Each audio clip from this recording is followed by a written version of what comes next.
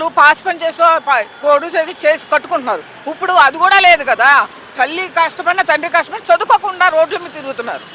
కానీ ఈ కొరుమూలంచి ఆయన గవర్నమెంట్ జాబ్ వాళ్ళకి ఆయన సాయం చేయపోయాడు, కానీ పిల్లలు మాత్రం కొంతమంది బాగుపడ్డారు. కానీ జగన్మోహన్ రెడ్డి ఇచ్చిన డబ్బుల వల్ల ప్రజలు సోమరపోతులు అయ్యారన్నారుగా.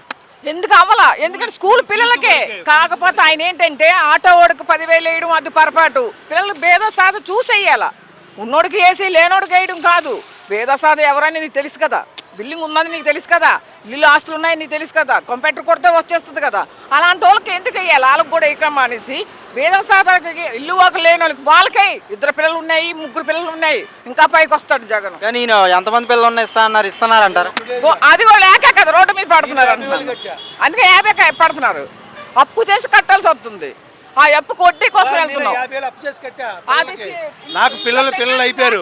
మన మునుమలు ఉన్నాను. నాకే అవసరంలా. నాకు కనబడితే 65, 66 వచ్చింది. ఎందుకు అది కష్టపడి చేస్తుంది. ఇది ఫీజులు కూడా ఇవ్వలేని బతుకు అయిపోయింది కూటమి. పిల్లలు స్కూల్ ఫీజు ఇవ్వలేదండి. పిల్లలు అయిపోయారు పాపం. వాళ్ళేం భయపడిపోతారు. పిల్లలు ఫీజు కట్టడానికి ఒక పిల్లలు జ్వరాలు పట్టించుకుంటున్నారు. అవి అలా ఉంటున్నాయి. అమ్మా అది ఎలక్షన్ ముందు చంద్రబాబు నాయుడు గారు కరెంట్ ఛార్జీలు నేను వస్తే ఒక పైసా పెంచు జగన్మోహన్ రెడ్డి బాధుడే బాధ. ఈ రోజు ఎలా ఉంది? ఈయన పెంచాడు కదా. ఈడేం చేసేది ఉంది, ఉంది. అయితే పెరుగుతూనే ఉన్నాయి. కానీ ఆ రోజు జగన్మోహన్ రెడ్డి విద్యా వ్యవస్థలో ఎన్నో మార్పులు తీసుకొచ్చాడు. ఎన్ని ధరలు తగ్గిస్తానన్నాడు. ఏం తగ్గించాడు? ఆ రోజు గతంలో జగన్మోహన్ రెడ్డి విద్యా వ్యవస్థలతో చాలా మార్పులు తీసుకొచ్చాడని చెప్పారు. ఇట్లా ట్యాబులు కానీ స్కూళ్ళు నాడు నేడు కింద. ఈ రోజు ఎలా ఉన్నాయి స్కూళ్ళు? కానీ మీద అవునాయి, బియ్యాల మీద అవునాయి. రూపాయి పెంచినా పిల్లలు ఫీజులు కట్టేవాడు.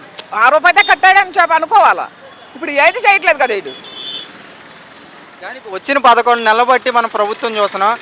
ప్రతిరోజు జగన్మోహన్ రెడ్డి పేరు ఎత్తకుండా ఇలా పాలన చేసే విధానం కనబట్టలే. నిజంగా జగన్మోహన్ రెడ్డి రాష్ట్రాన్ని నాశనం చేశాడంటారా?